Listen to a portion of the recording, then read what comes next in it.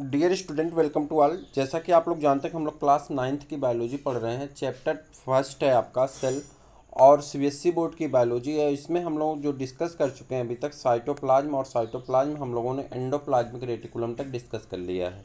Next cell organelle आपका है ribosome. तो राइबोसोम के बारे में डिस्कस करना है। राइबोसोम जैसा कि आप देख पा रहे हैं यहाँ पे लिखा गया है, राइबोसोम आर डेंस, यानी राइबोसोम गाढ़ा होता है। स्फेरिकल यानी जो उसका शेप होता है कैसा होता है, spherical.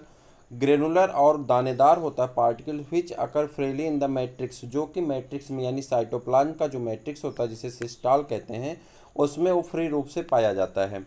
Are remaining attach to the endoplasmic reticulum, या तो बचा हुआ जो राइबोसोम होता है वो क्या काम होता है कि एंडोप्लाज्मिक रेटिकुलम से अटैच होता है। यानी एंडोप्लाज्मिक रेटिकुलम को मैंने आपसे बताया था कि एंडोप्लाज्मिक रेटिकुलम 2 टाइप का होता है। एक को हम कहते हैं रफ एंडोप्लाज्मिक रेटिकुलम और दूसरे को कहते हैं स्मूथ एंडोप्लाज्मिक रेटिकुलम। जो रफ एंडोप्लाज्मिक रेटिकुलम होता था उसकी सरफेस के ऊपर यानी एंडोप्लाज्मिक रेटिकुलम के सरफेस के ऊपर राइबोसोम के पार्टिकल्स पाए जाते हैं। तो वही बात यहाँ पे बता रहा है कि राइबोसोम या 2 टाइप का पाया जाता है। एक तो या तो मैट्रिक्स में फ्री रूप से मूव कर रहा है, मूवेबल है फ्री रूप से, या सेकंड जो होता है वो क्या होता है, एंडोप्लाज्मिक रेटिकुलम के सरफेस पे पाए जाने वाले रेटिकुलम राइबोसोम भी होते हैं। आगे बढ़ते हैं। Chemically the major constituent of ribosome are ribonucleic acid कह रहा है। जो इसका केमिकल रूप से कॉन्स्टिट्यूएंट है, जो इसका घटक है, वो क्या है आपका, तो राइबोन्यूक्लिक एसिड है। और क्या है, प्रोटीन है। यानी प्रोटीन और राइबोन्यूक्लिक एसिड से मिल करके राइबोसोम का फॉर्मेशन होता है।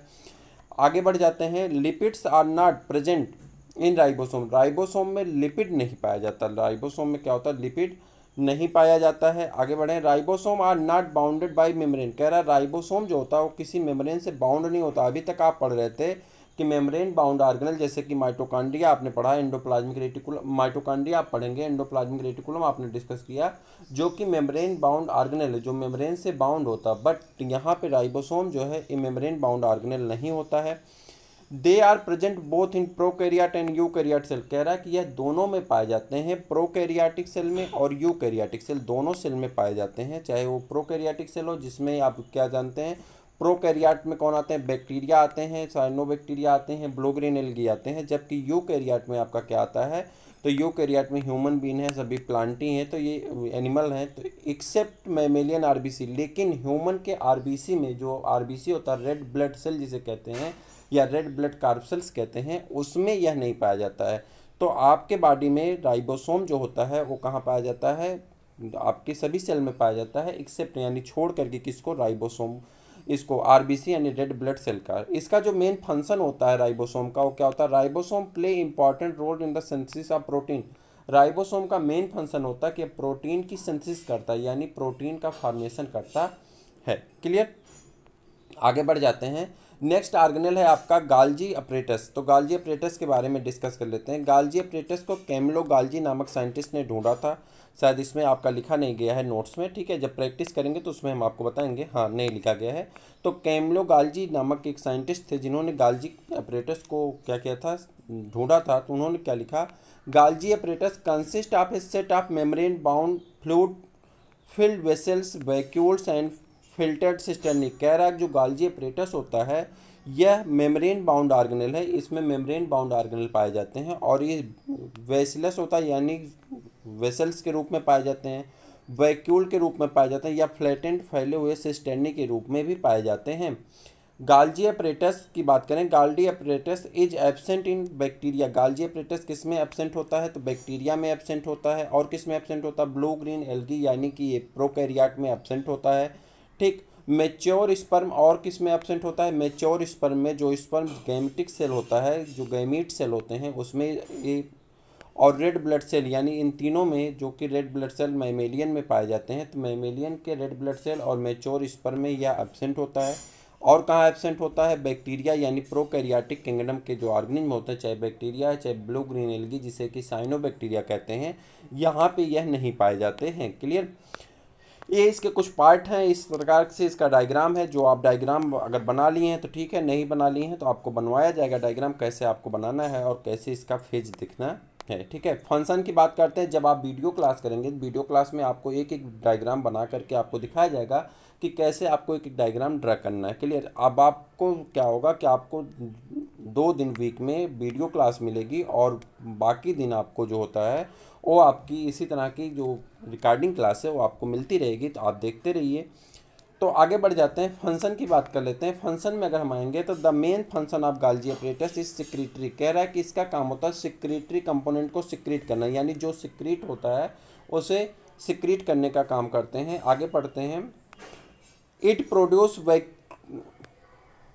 वैक्यूलस or secretory vessels which contains cellular secretion, जैसे कि एंजाइम का सिक्रीशन करता है, प्रोटीन का सिक्रीशन करता है, सेलुलोज का सिक्रीशन करता है, मेलानिन पिगमेंट का सिक्रेशन करता है। मेलानिन पिगमेंट से आपके बॉडी का कलर डिफाइन होता है कि आपके बॉडी का कलर कैसा होता है। कुछ का ब्लैक हो जाता है, कुछ लोगों का हल्का सा ब्लैक होता है, कुछ लोगों का कैसा हो जाता है।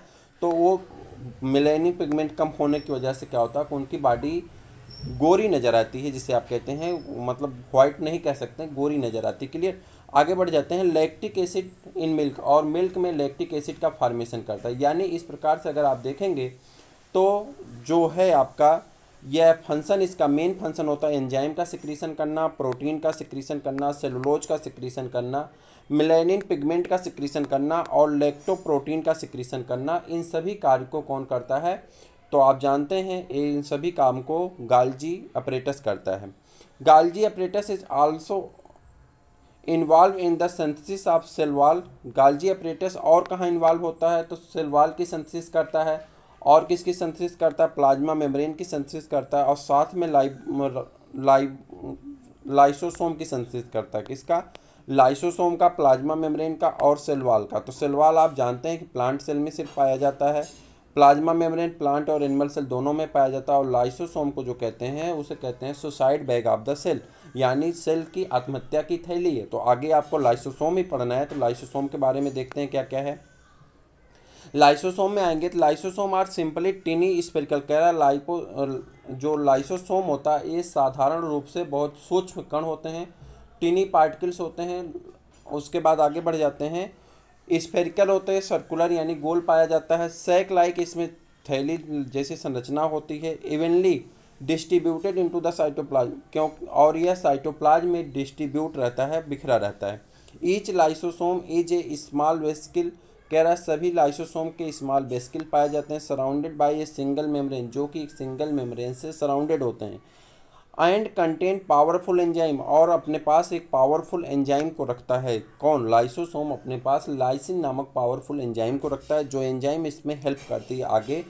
तो this enzyme are capable of, जो एंजाइम कैपेबल होती है यानी वो उसके पास क्षमता पाई जाती है किसकी?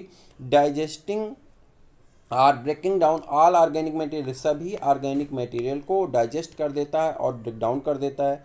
Lysosomal enzymes are made by rRNA, ये जो लाइसोसोमल एंजाइम होती है वो रफ एंडोप्लाज्मिक रेटिकुलम पे फॉर्म होती है, यानी रफ एंडोप्लाज्मिक रेटिकुलम पे बनती है। यानी जो राइबोसोम एंडोप्लाज्म पे पाए जाते हैं वो लाइसोसोम के फॉर्मेशन में हेल्प करते हैं। आगे बढ़ जाते हैं, lysosome serves as intracellular digestive system. कह रहा है लाइसोसोम कहाँ पाए जाते हैं? इंट्रासेलुलर डाइजेस्टिव सिस्टम का भी वर्क करते हैं, हैंस कॉल्ड डाइजेस्टिव बैग, इसीलिए इसे डाइजेस्टिव बैग भी कहा जाता है, यानी पाचन की थैली कहा जाता है। During breakdown of cell structure, जब सेल के स्ट्रक्चर को ब्रेकडाउन करना होता है, when the cell gets damage, जब सेल डैमेज हो जाती हैं, लाइसोसोम में ब्रस्ट, लाइसोसोम उसे ब्रस्ट कर देता है, उसे नष्ट कर देता है, and the enzyme eat up their own cell, और एंजाइम अपने ही सेल को ईट कर जाती है, यानी अपने ही सेल को नष्ट कर देती है। अब यहाँ पे क्या होता है कि ये अपने एंजाइम को इतना ज़्यादा निकाल देता है, जो लाइसिन इसकी एंजाइम होती है इतना ज़्यादा निकाल देता है कि जो सेल है वो सेल ही ब्रस्ट कर जाती है, फट जाती है। और सेल के फट जाने से क्या होगा, कब सेल फट चुकी है और जब सेल फट जाएगी तो उसमें खुद पाया जाने वाला लाइसोसोम भी नष्ट हो जाता है। यही कारण होता है कि ये अपने ही जो इसका ऑर्गेनेल है या जो कहते हैं जो इसकी बॉडी है अपने ही बॉडी को नष्ट कर देता है, जिसमें वो खुद मर जाता है। यही कारण होता है कि इसे आत्महत्या की थैली कहते हैं, suicide bag of the cell कहते हैं। यह सेल का सुसाइड बैग है जो सेल को मार डालने में मदद करता है, यानी सेल खुद से खुद मर जाती है, सुसाइड कर लेती है, और यही कारण होता है इसे suicide bag of the cell कहा जाता है। क्या कहते हैं? Suicide bag of the cell कहते हैं। तो इस प्रकार से आज आपके जो ऑर्गेनेल आपने डिस्कस किए उन ऑर्गेनेल में आप लोगों ने डिस्कस किया राइबोसोम को, गाल्जी अपरेटस को, और उसके बाद जो डिस्कस किया आपने उसमें आपने लाइसोसोम को डिस्कस किया। तो इस प्रकार से 3 मेजर ऑर्गेनेल आपने डिस्कस कर लिए। अब आपका बचा हुआ माइटोकॉन्ड्रिया, उसके बाद आपका क्लोरोप्लास्ट, और उसके बाद अगर आप बढ़ेंगे आगे तो उसमें आपका जो बचा हुआ है वो वैक्यूल, पराक्सीसोम है और सेंट्रोसोम है। तो जो नेक्स्ट वीडियो में आपका कंप्लीट हो जाएगा और फर्स्ट चैप्टर आपका कंप्लीट हो जाएगा। नोट्स आपको नेक्स्ट डे से मिलने शुरू हो जाएंगे सेकंड चैप्टर के। तो देखते रहिए, दोस्तों को शेयर कर दीजिए। फिर हम लोग मिलते हैं किसी और वीडियो में, तब तक के लिए इजाज़त दीजिए। जय हिंद।